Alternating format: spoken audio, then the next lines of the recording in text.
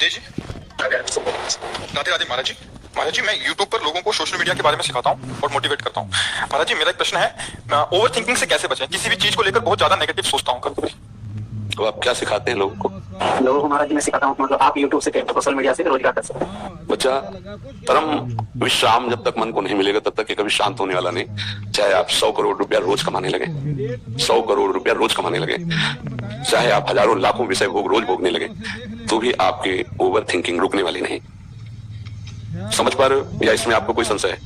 नहीं। 100 रुपए की मांग, फिर 1000 रुपए की मांग, फिर 1 लाख की मांग, फिर करोड़ की मांग, फिर अरब की मांग, ये बढ़ती ही चली जाएगी।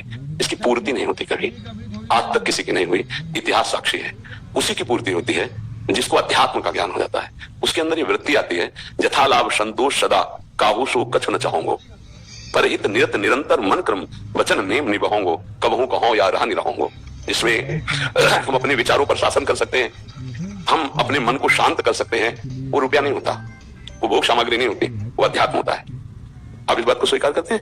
जैसे आपका मन कह रहा है कि ये शरीर भोगने को मिल जाए, तो शरीर को कोई भोग रहा है या आपको ही मिल जाए, तो कुछ दिनों बाद आपका मन किसी और शरीर को भोगने की मांग करेगा, फिर किसी दिन और, फिर और ओवर थिंकिंग, ये सोच बढ़ती ही चली जाएगी आपकी, कभी रुकने वाली नहीं। ये रुकेगी तो एकमात्र श्री भगवान का आश्रय लेकर अध्यात्म ज्ञान नाम जप के द्वारा रुकेगी।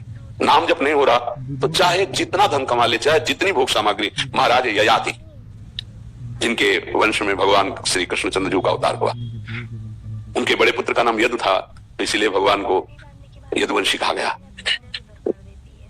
उन्होंने अपने जीवन का परम पावन समय भोग में लगाया।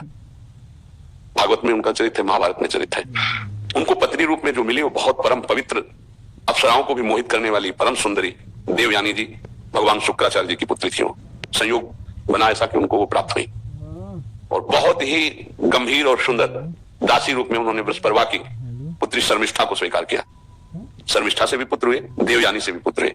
बड़ी कथा में सारांश में केवल बता रहे। देवयानी की शर्त थी कि आपने मुझे स्वीकार किया है तो मैं सर्व सुंदरी हूं और सर्व पूज्य हूं। ये केवल संयोग है, नहीं तो हमारे चरण छूने के लायक भी नहीं हो, क्योंकि वास्तविक ऐसी ही स्थिति। मैं तुम्हें पत्नी रूप में प्राप्त हुई हूं, तो किसी की तरफ आप उठा के नहीं देखोगे, ये शर्त। लेकिन जब शर्मिष्ठा को जो दासी रूप में आई थी, यद्यपि वो दासी नहीं थी, ईर्ष्यावश देवयानी जी ने दासी पद में उन्हें रखा था। इतनी सुंदर और गंभीर मुद्रा में थी, महाराज ययाति लुभायमान हो गए। जबकि सर्व सुंदर देवयानी जी शर्मिष्ठा जी से भी पुत्र प्रकट हुए। एक दिन वो शिकार के बहाने जा रहे थे, तो आप नए नए बालक पिताश्री कहकर के लपटे। देवयानी ने कहा, पिताश्री आपको कैसे कह सकते हैं? तो उन्होंने कहा कि बालक हैं, ऐसे भाव से कहते नहीं, सत्य बोलिए आप। तो उनका हमारे ही बालक हैं। तो तुरंत उसी समय चली गई भगवान शुक्राचार्य जी के पास और कहा, इन्होंने हमारे साथ छल किया, इनको दंड मिलना चाहिए। महाराज ययाति जब सामने गए तो उन्होंने कहा, जाओ तुम इतने काम मोहित हो रहे हो तो जरावस्था को प्राप्त हो जाओ, वृद्धावस्था। अब देवयानी से कहा कि पिता से साफ तो दिला दिया, क्या इसमें तुम्हारा हित होगा? तो उनको लगा कि गलती हो गई, तो उन्होंने पिताजी से कहा, इस जरा को मुक्त कर दीजिए। उनका एक ही उपाय, कोई पुत्र तुम्हें अपना यौवन दे देते तो तुम यौवन हो। पुत्र से भी यौवन प्राप्त करके उन्होंने फिर विषयों को भोगा। अंत तो गत्वा उन्होंने लिखा अपना अनुभव, एक भगवत विमुख को, विषयी पुरुष को संसार के संपूर्ण भोग मिल जाए तो भी उसकी तृप्ति नहीं होने वाली।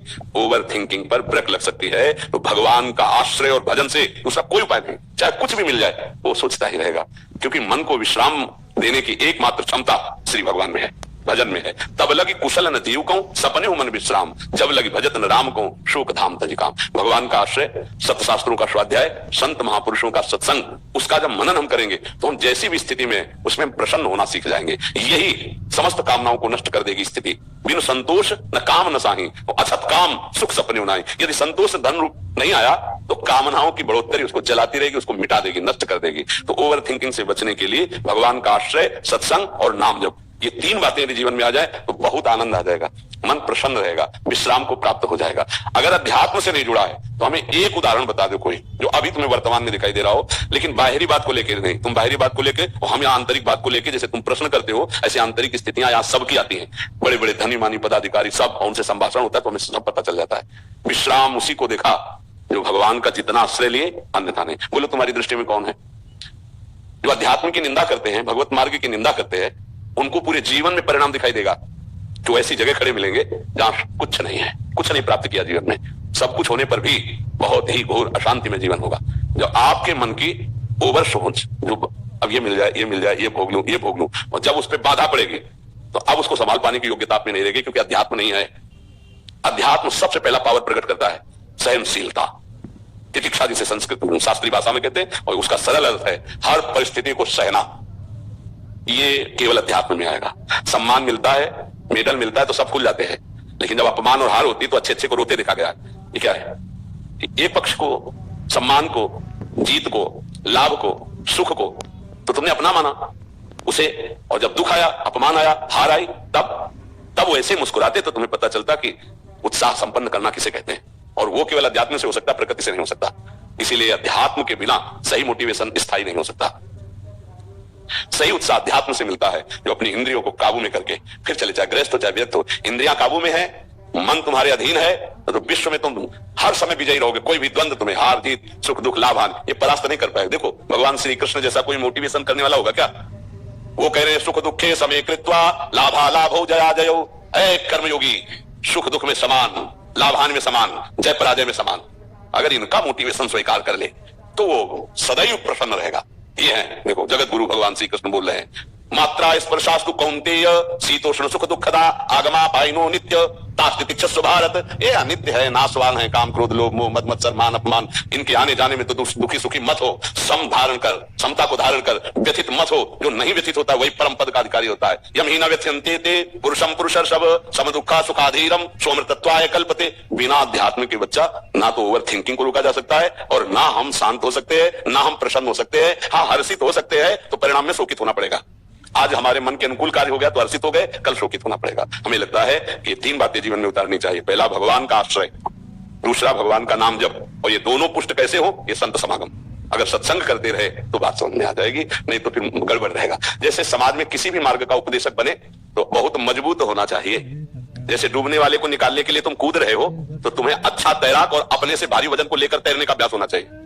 और जो डूब रहा है वो पहले तुम्हें डुबोएगा, अगर फंस गए उसके चक्कर में पहले तुम्हें डुबोएगा, क्योंकि वो सांस लेना चाहेगा।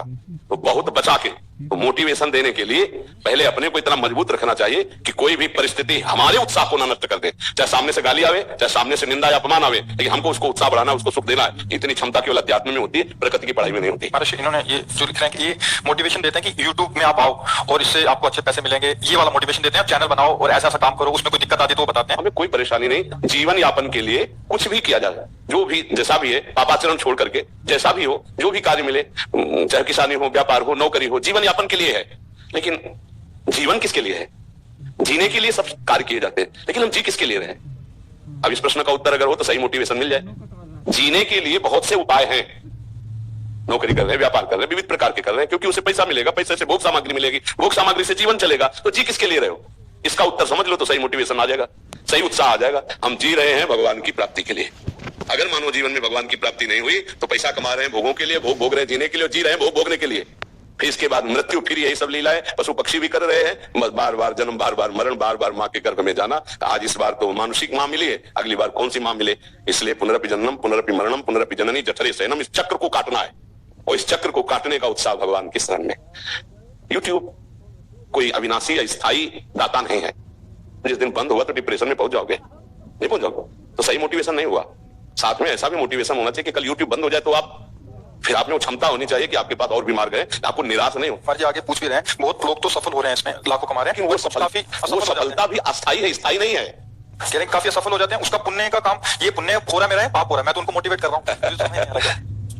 पुण्य और पाप तो शास्त्र आज्ञा का पालन करने से पुण्य होता है, शास्त्र विरुद्ध आचरण करने से पाप होता है। इसमें कोई पुण्य और पाप का क्षेत्र थोड़ी जा रहा है। यूट्यूब में आप चैनल बना करके एक व्यापार कर रहे हैं, लेकिन इसको सुकृत थोड़ी बोल देंगे, आप पुण्य थोड़ी बोल देंगे। मतलब खेती हो रही तो कोई पुण्य थोड़ी हो रहा है। खेती से जो अन्न पैदा हुआ मेहनत से, वो जो आप दूसरे को पवा रहे हो, जिससे कोई संबंध नहीं है, भूखा है, अब ये पुण्य बात हुई। आप तो व्यापार करने का एक रास्ता बता रहे हैं, तो ये तो जीने का रास्ता है। अब यूट्यूब से जो आपको मिलते हैं उनमें से कितने औषधालय में बेचते हैं आप, कितनी के गरीबों की औषधि करवाते हैं, कितने पैसे की, कितने भूखों का पेट भरते हैं, कितने के वस्त्र देते हैं, वो पुण्य शब्द से जुड़ेगा जाकर के। तो हमें लगता है कि थोड़ा हम शास्त्रों का स्वाध्याय करें, नाम जप करें, भगवद आश्रित रहे, क्योंकि यह सब बच्चा टिकाऊ नहीं। न यहाँ विश्व का कोई पद टिकाऊ है, न कोई संपत्ति टिकाऊ है, कुछ टिकाऊ नहीं है। यहाँ परिवर्तनशील नाशवान है। बढ़ाइए उत्साह, नौजवानों को प्रेरित कीजिए, पर साथ में इतना भी तुमको ज्ञान हो और उनको ज्ञान हो कि कमाना बुरा नहीं है, कमाओ, लेकिन उनका धर्म में प्रयोग करो और शास्त्र स्वाध्याय करके आध्यात्मिक बनो, जिससे तुम हर कष्ट को सह सको। हाँ, एक बार चक्रवर्ती सम्राट पद पर हस्तिनापुर के राजा बने युधिष्ठिर जी। अगला कदम आता है कि 13 वर्ष का वनवास, 1 वर्ष का अज्ञातवास, इसके बाद फिर ये क्रम चक्र चलता है। ऐसा नहीं कि आज 5 लाख आप कमा रहे हो तो सदैव आप ऐसे ही चलोगे, ऐसे सुखी रहोगे। ये कोई सच्चिदानंद अविनाशी नहीं है यूट्यूब, या कोई भी मार्ग अविनाशी नहीं। मुझे लगता है परम विश्राम और शांति के लिए, ये व्यवहार के लिए करो, लेकिन अध्यात्म का ज्ञान और भगवान का आश्रय भजन जरूर होना चाहिए। नहीं उसके बिना आपकी सोच आपको परेशान कर देगी। संतोष उसी को होता है जिसके पास नाम है, भगवान का भरोसा है। चैन से जीने के लिए एक रास्ता है, भगवान का आश्रय।